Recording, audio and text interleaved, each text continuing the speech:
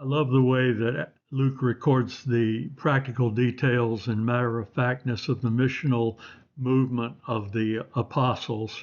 And in Acts 15:36 through 41, we see that Paul, just as they're having conversation, Paul and Barnabas, Paul says, let's go back and visit the believers in the town where we preach the word of the Lord and see how they're doing.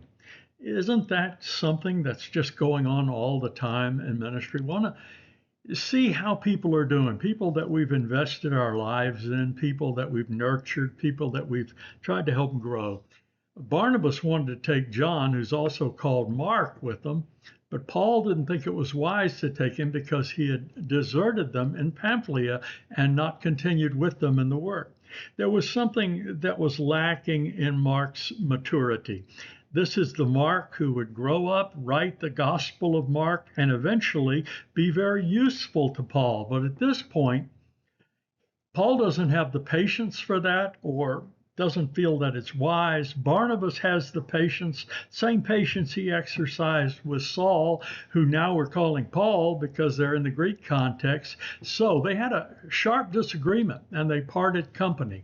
Barnabas took Mark and sailed for Cyprus, but Paul chose Silas and left, commended by the believers to the grace of the Lord. He went to Syria and Cilicia, strengthening the churches. What's happened here is that they parted ways, but they've doubled their effectiveness.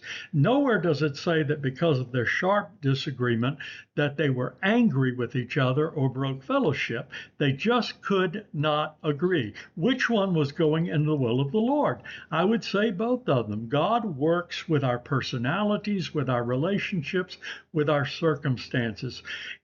Barnabas, the very patient, nurturing apostle and mentor, takes the young man. Paul takes the more seasoned leader.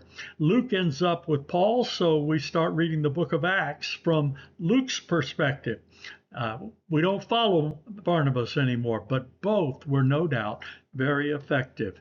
God is at work in every detail of our lives. This is the missional movement.